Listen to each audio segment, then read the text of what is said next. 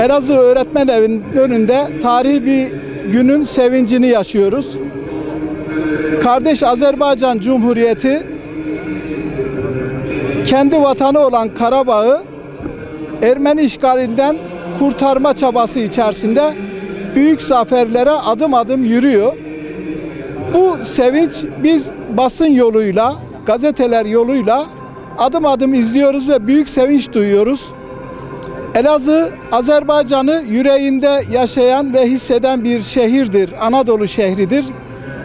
Bu faaliyetimiz Elazığ Belediyesi'nin himayelerinde Sayın Belediye Başkanımız Şahin Şerifoğlu'nun destekleriyle Fırat Üniversitesi'nde okuyan Azerbaycanlı öğrenci kardeşlerimizle birlikte düzenlediğimiz kıymetli bir faaliyettir. Azerbaycan'da Karabağ'ı Azerbaycan topraklarına katan kahraman Azerbaycanlı askerlerimize burada Elazığ halkı tarafından mektuplarla onların zaferleri kutlanmaktadır. Bu mektuplar daha sonra Ankara'da Azerbaycan Büyükelçiliğine göndereceğiz.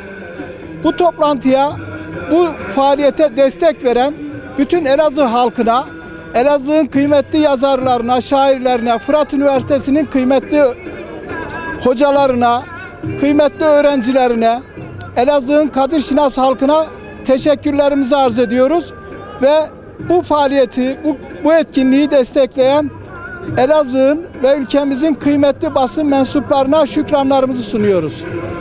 Elazığ'dan Karabağ'a tarih yazan kahramanlarımıza mektup. 1991 yılından bu yana işgal altında bulunan Karabağ'ın özgürlüğüne kavuşması yolunda kutlu bir mücadele sergileyen can kardeşlerimiz. Biz iki devlet, tek milletiz. Ermenistan'ın insanlık tarihine kara bir leke olarak geçen saldırılarına karşın vatan topraklarını savunmak ve işgal altındaki Karabağ'ı kurtarmak üzere şanlı bir mücadele sergileyen yiğitler. Türkiye olarak bu haklı mücadelenizde tüm imkanlarımızla ve yüreğimizle sizlerin yanındayız. Vatan topraklarını korumak için verdiğiniz haklı ve onurlu mücadelede her zaman yanınızda olacağımızı tüm dünyaya ilan ediyoruz. Zira bizler Azerbaycanlı kardeşlerimizin maruz kaldığı insanlık tarihinin en büyük katliamlarından biri olan Hocalı katliamının acısını hala yüreğimizde hissediyoruz. Ermeni birlikleri tarafından gerçekleştirilen katliam neticesinde şehit olan kadın çocuk toplamı 613 Azerbaycanlı kardeşimizi bir kez daha rahmetle anıyoruz. Ne işgalleri unuttuk, ne masum, yaşlı, kadın, çocuk demeden 20. yüzyılın en büyük vahşetlerinden biri olan Hocalı katliamını unuttuk.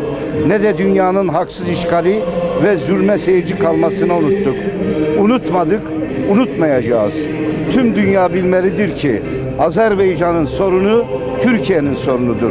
Biz tarih, inanç ve kader ortağı, tek millet, iki devlet olarak her zaman yan yana, omuz omuza olacağız.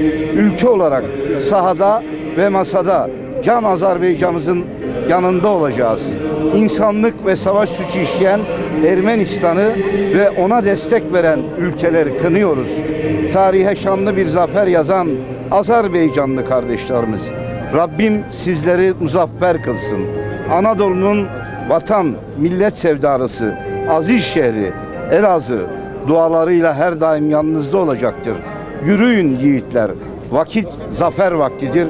Vatanımız payidar, kardeşliğimiz daim olsun. Şahin Şerifoğulları. Evet, bugün Elazığ Belediye'mizle Malasya Yayıncılığı'nın ortaklaşa düzenlemiş olduğu Azerbaycan'a destek anlamında bir mektup kampanyasına davetli olarak geldik buraya. Azerbaycan her zaman için bizim için özeldir.